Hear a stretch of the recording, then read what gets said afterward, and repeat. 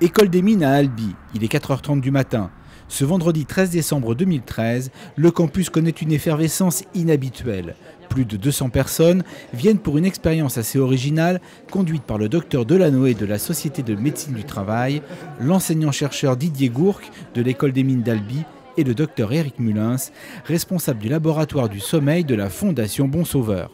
Il s'agit de la conférence expérimentale sur le sommeil et le travail horaire atypique que nous organisons ici à l'École des mines d'Albi. Et pour mettre les gens bien en immersion, en situation, la conférence va commencer à 5h du matin. Chefs d'entreprise, professionnels de santé, étudiants ont donc bousculé leurs habitudes de réveil pour se mettre dans les conditions d'horaires atypiques de travail. Cette mise en situation pendant 8 heures permet aux organisateurs de mieux faire comprendre que le corps a un rythme biologique et que le travail de nuit n'est pas naturel. L'organisation au sein de l'école des mines a valeur de symbole, comme l'explique le docteur Gourc, spécialiste de la gestion des risques. Par rapport à mes thématiques de recherche, bien évidemment, le sommeil est un élément important en termes de défaillance humaine sur des scénarios de catastrophes et d'accidents comme on a pu voir dans le domaine industriel en particulier. Et puis, en deuxième point, il y a un élément qui est aussi non négligeable, c'est la formation de nos élèves ingénieurs. Je crois que c'est important de les sensibiliser à ce sujet-là très rapidement, puisque demain, ils vont devenir des cadres managers d'entreprise et peut-être confrontés à ce type de situation pour la conduite d'équipe dans des process industriels complexes. La journée basée sur une plénière a été rythmée par les interventions de différents médecins et professionnels de santé, spécialistes du sommeil, sur des thématiques telles que le sommeil normal, l'horloge biologique, les troubles du rythme veille-sommeil, les apnées du sommeil ou encore les rythmes cardiovasculaires et le travail posté. Régulièrement, le public devait répondre à des questions à l'aide d'un petit boîtier électronique interactif, une façon de vérifier aussi la qualité d'attention des auditeurs. Vous n'avez pas validé votre réponse. Un bon pourcentage encore de personnes très éveillées, enfin en tout cas éveillées.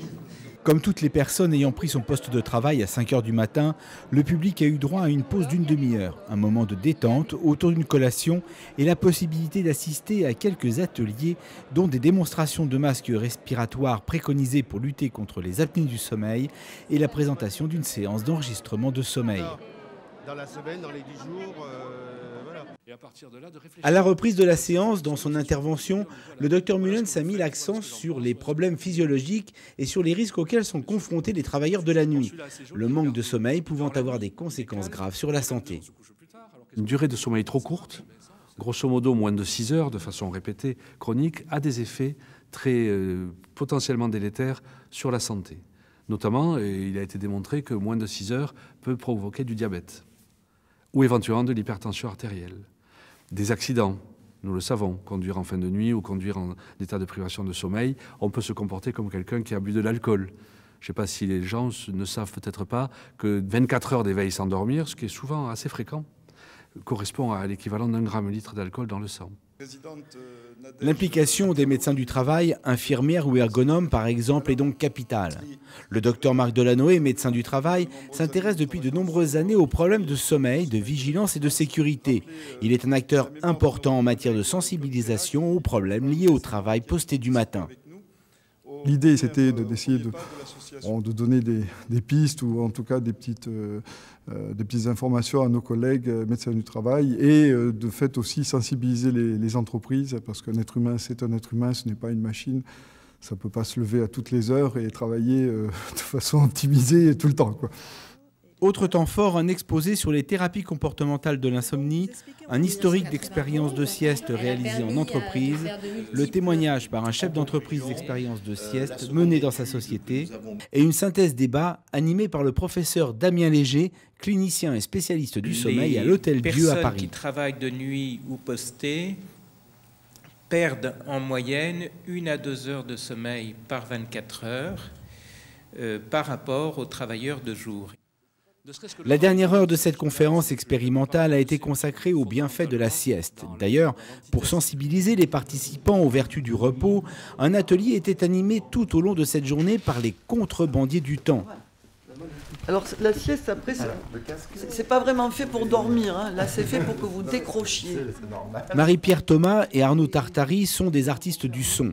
Ils ont créé des ambiances sonores pour faciliter la pratique de la sieste sur le lieu de travail. Il n'y a que du son qu'on a capté nous-mêmes et ça fonctionne un peu comme un film. C'est-à-dire là on va vous amener dans une descente en canyon.